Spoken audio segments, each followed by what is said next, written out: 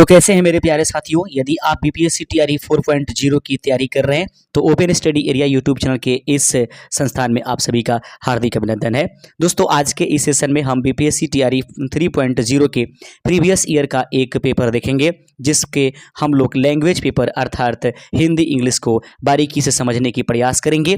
आइए शुरुआत करेंगे। इससे पहले कि हम प्रश्नों की तरफ बढ़े, आपसे यह रिक्वेस्ट है कि आप हमारे चैनल को सब्सक्राइब ज़रूर कर दीजिएगा, क्योंकि दोस्तों इस लैंग्वेज सेट के बाद हम आपको 40 मार्क्स जीके जीएस भी आपको कराते चलेंगे। तो अब तैयारियां धीरे धीरे हमारे इस चैनल पर प्रारंभ हो चुकी है, इसलिए चैनल को सब्सक्राइब करके बेल आइकन ज़रूर प्रेस कर दीजिए। आइए हम सबसे पहले अंग्रेजी के प्रश्नों को देखेंगे। इसको बोल्ड कर लेते हैं अर्थात जूम कर लेते हैं, ताकि आप अच्छे तरीके से इन प्रश्नों को अपने स्क्रीन पर देख पाएँ।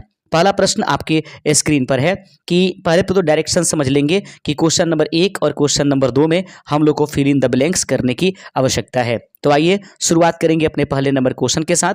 पहला क्वेश्चन दिखाई दे रहा है आपके पास, जैसा कि आपके स्क्रीन पर है, और प्रश्न को देखिएगा। Dash beauty is a gift of God, यानी कि जो सुंदरता होती है वह भगवान की देन होती है। क्या इसमें द आर्टिकल का प्रयोग होगा?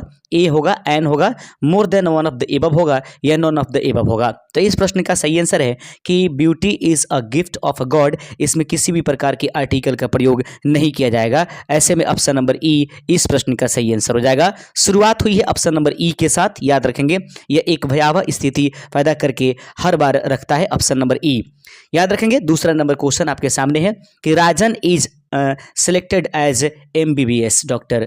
राजन is selected as MBBS doctor. तो याद रखेंगे MBBS को जब हम लिखेंगे दोस्तों तो आपके पास MBBS इस तरीके से आएगा। तो ऐसे में M में ऐसे तो M जो है आपको कॉन्सोनेंट दिखाई दे रहा है, लेकिन अगर हिंदी में लिखेंगे तो ए एक स्वर हो जाता है, इसलिए हिंदी के जो रूल है उसको प्रेफर करेंगे। ऐसे में ए इसको भवेल मानेंगे, हालांकि देखने में यहाँ एम जो है वो कॉन्सोनेंट है, तो ए जो है हिंदी का आपका प्रेफर किया जाएगा। ऐसे में एन का प्रयोग किया जाएगा, यानी कि ए के पहले एन प्रयोग कर दिया जाएगा, यानी कि स्वर से स्टार्ट होने वाले किसी भी नाउन के आगे जो है हम लोग एन का प्रयोग करते हैं। ऐसे में एन इस प्रश्न का राइट आंसर हो जाएगा। प्रश्न नंबर 3 देख लीजिएगा। प्रश्न नंबर 3 आपके स्क्रीन पर है। प्रश्न कहता है which of the following is not a part of a grocery store. निम्नलिखित में से वह कौन है जो ग्रोसरी स्टोर का जो है पार्ट नहीं होती है? याद रखेंगे यहाँ पर सेलस दिया है, ऑयल दिया है, उसके बाद लेदर दिया है। तो दिए गए प्रश्न नंबर जो 3 है उसका सही आंसर हो जाएगा ऑप्शन नंबर सी। याद रखेंगे ऑप्शन नंबर सी इस प्रश्न का सही आंसर हो जाएगा। आइए बढ़ेंगे अपने चौथे नंबर प्रश्न के साथ, और चौथा नंबर प्रश्न आपके सामने है which of the following is not a content. याद रखेंगे कंटिनेंट। याद रखेंगे which of the following is not a continent. याद रखेंगे एशिया, ऑस्ट्रेलिया, अरब। निम्नलिखित में से दिए गए में से कौन जो है कंटिनेंट नहीं है? तो कंटिनेंट निम्नलिखित में से जो नहीं है वो चौथे का ऑप्शन नंबर सी आपके सामने इसका सही आंसर हो जाएगा। आइए बढ़ते चलते हैं अपने अगले नंबर प्रश्न के साथ, चौथे प्रश्न के साथ। उसके बाद 5वां नंबर प्रश्न आपके स्क्रीन पर ये रहेगा। देखेंगे मेरे प्यारे साथियों 5वां नंबर क्वेश्चन आपकी स्क्रीन पर बहुत ही बेहतरीन तरीके से। इफ इट इज मई, याद रखेंगे if it is May then the previous month was. यदि यह जो मई है तो प्रीवियस मंथ निम्नलिखित में से कौन था? तो याद रखेंगे पिछला जो मंथ था वह अप्रैल माना जाएगा। ऑप्शन नंबर ए इस प्रश्न का सही आंसर है। दोस्तों याद रखेंगे बिल्कुल ऐसे ही क्वेश्चंस बीपीएससी टीआरई में देखने को मिलता है हिंदी के प्रश्नों को। दोस्तों फिलहाल जो बीपीएससी एडीओ का एग्जामिनेशन हो रहा था उसमें ऐसे ही पेपर्स को मैंने सेट करके दिया था, तो बहुत सारे व्यूअर्स ऐसे कहने लगे, हमें सजेशन करने लगे कि तुमको दिमाग नहीं है क्या, तुम्हें पागल हो गए हो क्या, इस प्रकार के क्वेश्चन आएंगे क्या? और जब उनको बीपीएससी एडीओ में क्वेश्चंस बिल्कुल हमारे चैनल से संबंधित प्रश्न जब मिलने लगे तो फिर वो उनकी बोलती बंद हो गई थी। मैंने उनको खदेड़ करके पकड़ने की कोशिश किया था। उनको जिन लोगों ने ये निगेटिव कमेंट किया था, फिर मैंने उनको उस समय एग्जामिनेशंस के समय जब मैंने खदेड़ने की कोशिश किया, उनको पकड़ने की कोशिश किया कि आप तो हमें ही कुछ ना कुछ कह करके चले जा रहे थे, लेकिन अब जवाब दीजिए, इससे भी आसान क्वेश्चंस आए हुए हैं, वे कुछ बोलने के लिए तैयार नहीं है। तो दोस्तों याद रखेंगे ऐसा कुछ निगेटिव कमेंट मत कीजिएगा। टीआरई जो 1 है वहाँ से मैं अपने चैनल पर लगातार वीडियो अपलोड करता हूँ और भारी मात्रा में सिलेक्शंस लोगों के हमारे इस चैनल के माध्यम से हुए हैं, तो इसमें कुछ घबराइएगा नहीं। जिस प्रकार से बीपीएससी के द्वारा लैंग्वेज पेपर उतने हार्ड नहीं पूछे जाते हैं, इसलिए आप थोड़ा सा एकदम बिल्कुल मतलब निगेटिव कमेंट हमें मत कीजिएगा, वरना हम स्टॉप कर देंगे इस प्रकार की सीरीज को लाना। याद रखेंगे बिल्कुल। आप देख लीजिए अगला प्रश्न है, स्प्रिंग कम्स बिफोर। स्प्रिंग जो होती है वह उसके पहले आती है। स्प्रिंग माने वर्ष, जो आपके पास वसंत ऋतु होती है वह आती है किससे पहले? 6 का सही आंसर हो जाएगा ऑप्शन नंबर सी, अचूमन इस प्रश्न का राइट आंसर हो जाएगा।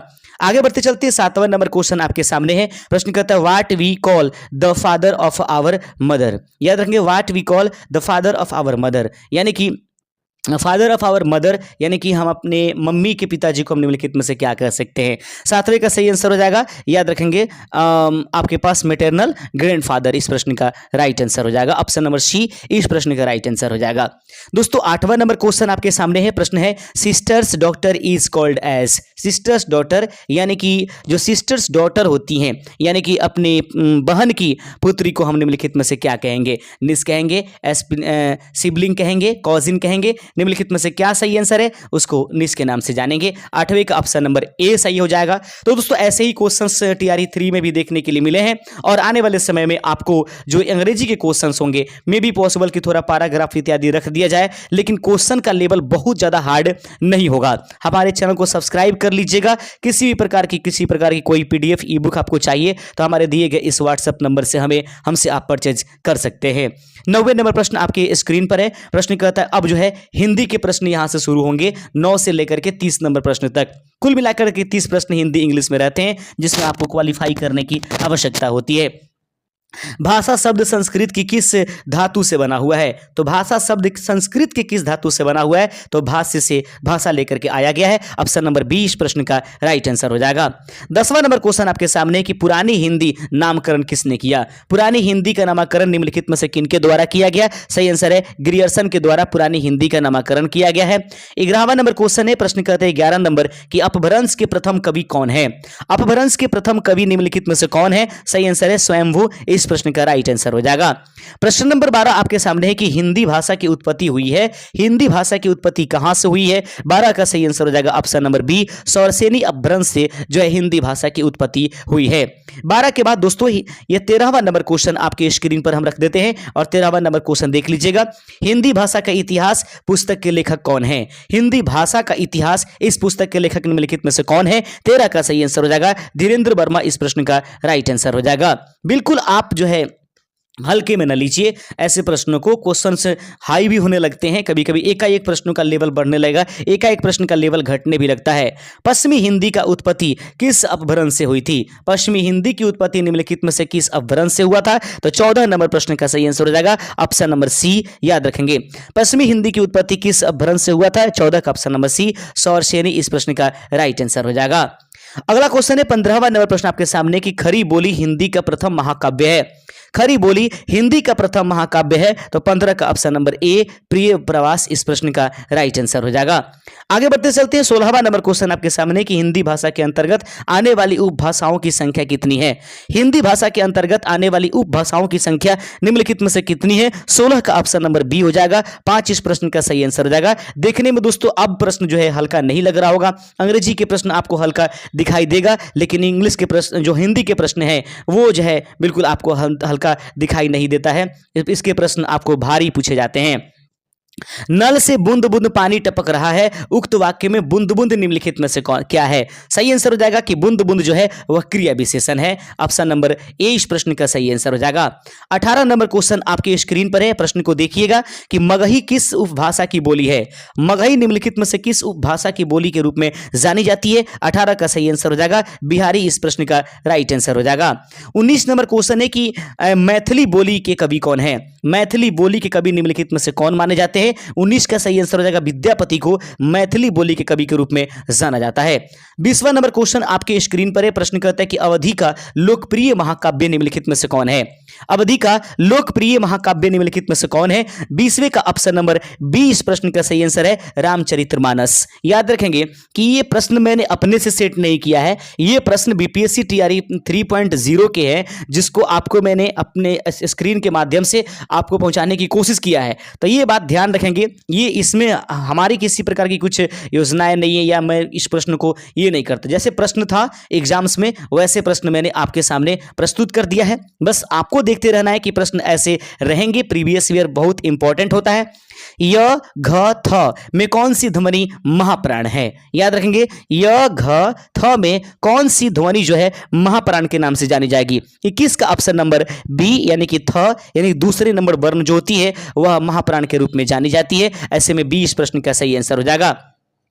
प्रश्न नंबर 22 है कि किन ध्वनियों को अनुस्वार कहा जाता है? निम्नलिखित में से वह कौन सी ध्वनियां हैं जिनको हम लोग अनुस्वार के नाम से जानते हैं? 22 का ऑप्शन नंबर बी, स्वर के बाद आने वाली नासिक की ध्वनियां जो है अनुस्वार के नाम से जानी जाती है। याद रखेंगे किन ध्वनियों को अनुस्वार कहा जाता है, तो स्वर के बाद आने वाली नासिक की ध्वनियों को हम लोग अनुस्वार कहेंगे। दोस्तों, किसी भी प्रकार की आपको पीडीएफ ई बुक चाहिए तो हमारे चैनल से दिए गए हमारे व्हाट्सएप नंबर से आप परचेज कर सकते हैं। बिल्कुल अब आपके पास समय बचा नहीं है, क्योंकि मिथिलेश तिवारी जो हमारे बिहार के शिक्षा मंत्री है उनके द्वारा यह घोषणा किया गया कि जुलाई में हर हाल में आपको टीआरई 4.0 का नोटिफिकेशन जारी कर दिया जाएगा। बाकी अब आपकी विश, आपकी इच्छाएं, जैसे आपको लगे वैसा आप करते रहें।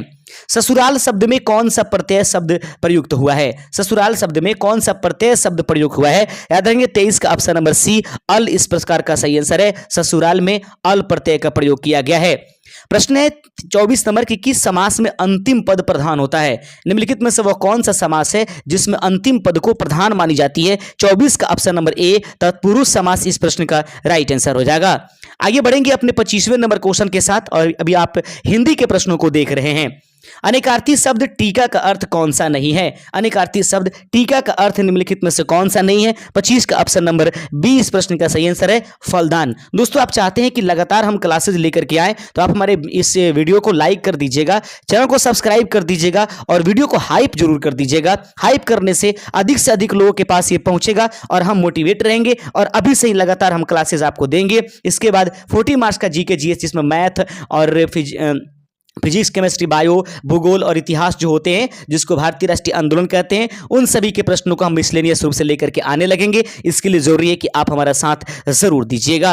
अनेकार्थी शब्द टीका का अर्थ निम्नलिखित में से कौन सा नहीं है? तो 25वें नंबर प्रश्न का सही आंसर है ऑप्शन नंबर बी, फलदान इसका जो है अनेकार्थी शब्द में नहीं है, वरना पार्श्व और तिलक इसका सही आंसर होता है। आगे बढ़ेंगे 25वें के बाद 26 नंबर क्वेश्चन आपके पास है। 26 नंबर क्वेश्चन कहता है कर्ण, चिन्ह तथा शून्य किस एक शब्द के अनेकार्थी शब्द हैं? कर्ण, चिन्ह तथा शून्य किस एक शब्द के अनेकार्थी शब्द के रूप में जाना जाता है? 26 का ऑप्शन नंबर सी, वेद इस प्रश्न का राइट आंसर हो जाएगा। आगे बढ़ेंगे मेरे प्यारे साथियों, 27वां नंबर क्वेश्चन आपके पास उपस्थित करा देते हैं। देखेंगे 27वां नंबर क्वेश्चन है कि हिंदी में ह्रस्व स्वर कौन से हैं? हिंदी में ह्रस्व स्वर निम्नलिखित में से किसको जानेंगे? याद रखेंगे तो इसमें उपर्युक्त में एक से अधिक सही आंसर है, क्योंकि अ, उसके बाद उ, ए, ये सभी और ई, ये सभी ह्रस्व स्वर है। ऐसे में ऑप्शन नंबर डी, एक से अधिक इस प्रश्न का सही आंसर हो जाएगा। बढ़ेंगे अपने 28वें नंबर क्वेश्चन के साथ, और 28वां नंबर क्वेश्चन आपके स्क्रीन पर ये रहेगा। प्रश्न को ध्यान से देखिएगा। हिंदी वर्णमाला में महाप्राण व्यंजन है। हिंदी वर्णमाला में महाप्राण व्यंजन निम्नलिखित में से कौन सा है? 28 का ऑप्शन नंबर जो आपके पास ए है, यानी कि दूसरा और चौथा जो वर्ण होता है किसी भी वर्ग का, वह जो है महाप्राण के रूप में जाना जाता है। प्रश्न नंबर 29 आपके सामने है। प्रश्न कहता है कि हिंदी के ओष्ठ व्यंजन कौन है? हिंदी में ओष्ठ व्यंजन निम्नलिखित में से कौन है, यानी जिसका उच्चारण जो है ओष्ठ से होता है? 29 का दोस्तों ऑप्शन नंबर ई, उपर्युक्त में से कोई सही आंसर नहीं है, क्योंकि प, फ, ब, भ, म ये जो है ओष्ठ व्यंजन के रूप में जानी जाती है। इसमें से कोई भी ओष्ठ व्यंजन नहीं है। 30वां नंबर क्वेश्चन आपके सामने है, और प्रश्न कहता है 30वां नंबर कि संविधान सभा द्वारा हिंदी को भारत की राजभाषा के रूप में कब स्वीकार किया गया है? बहुत ही शानदार प्रश्न है कि संविधान सभा द्वारा हिंदी को भारत की राजभाषा के रूप में कब स्वीकार किया गया है। तीसरे का सही आंसर हो जाएगा ऑप्शन नंबर सी, 14 सितंबर 1949 ईस्वी को संविधान सभा के द्वारा हिंदी को भारत की राजभाषा के रूप में स्वीकार किया गया है। दोस्तों आज का ये वीडियो आपको कैसा लगा? यदि चैनल पर नए होंगे तो मैं फिर से कह रहा हूं सब्सक्राइब जरूर कर दीजिएगा और 30 प्रश्नों में आप कुल कितना सही आंसर कर पा रहे हैं आप हमें जरूर कमेंट करके बताइएगा। किसी प्रकार की कोई समस्या है तो आप हमारे दिए गए उस व्हाट्सएप नंबर से हमसे संपर्क कर सकते हैं। मिलेंगे अपने नए सेशन में, तब तक के लिए जय हिंद।